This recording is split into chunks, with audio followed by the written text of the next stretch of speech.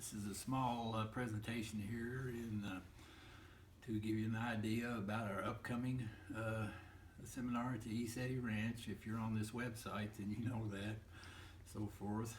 We had done last year a seminar at ECETI which was entitled Removing Commercial Karma, and we basically left that more to technology and so forth. This time it's going to be Removing Commercial Karma Part 2, whereas we're going to incorporate some, how should we say, spiritual concepts into this thing.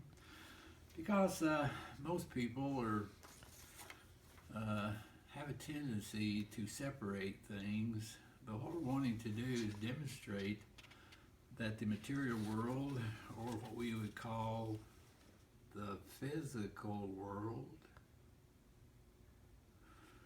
and then we talk about the spiritual world. However, we have a tendency to separate those things, but once you put them together, you come up with one concept. Now, I've tried to, over the years, I've tried to demonstrate this with our solutions in commerce, whereas we separate things simply to study them for a while. For instance, in commerce, we talk about the private side of commerce, and then we talk about the public side. And again, we separate these things only to study them, but you have to put them together so that you can go to here, so that you can be one. Now, that's a very difficult thing for many people to do. They seem to want to split things apart and leave them that way. However, that's not necessarily a very good idea. Now, some time ago, I had done a interview with on the goldfish report, and I think I kind of astounded the interviewer and some of the parties there, because I said debt is only a concept. It is. It's not a reality. The concepts of debt and credit are devices that we have conjured, if I can use that word, to accommodate our system of accounting. And so certainly those of you who have been students of some of these things over the years are aware of those things. But it took me just a little while on that particular interview to put my point across, to demonstrate that debt is only a concept. Now, we had a prelude to this some years ago. My friend Keith Scott and I had created a white paper which he sent around to the various ministers of finance in the European countries and so forth. And basically what it pointed out was that these big banks, as it were, had never loaned those countries any money. And so, again, the debt only being a concept, it's only a construct. And so, as it turned out, the financial minister of Ireland believed what we said. And sure enough, he went to the banks and said, hey, if you can prove that you loaned us any money, we'll gladly repay you. However, if you can't prove you loaned us any money, we're not going to pay you for what you didn't give us, in essence.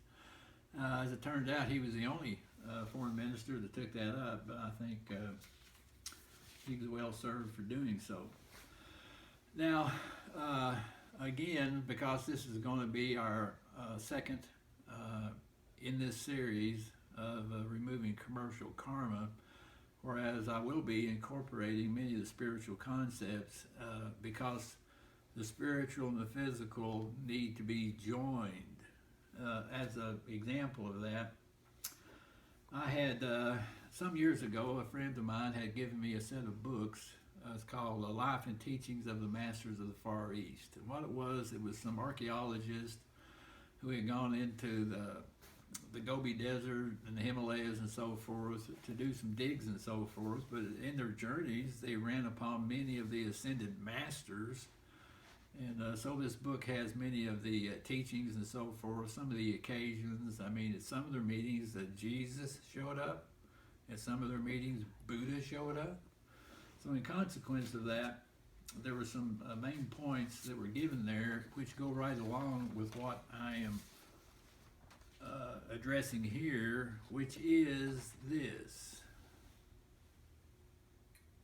Karma does not exist.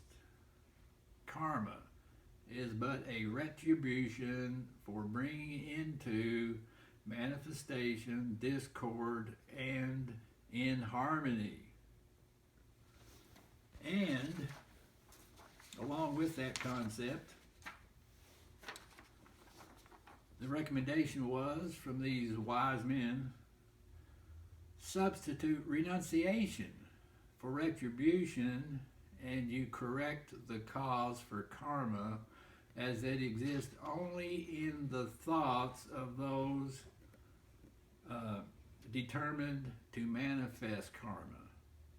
Okay, well, this is the same thing. This is why on that interview with the Goldfish Report, I said that's only a concept. It doesn't exist in reality.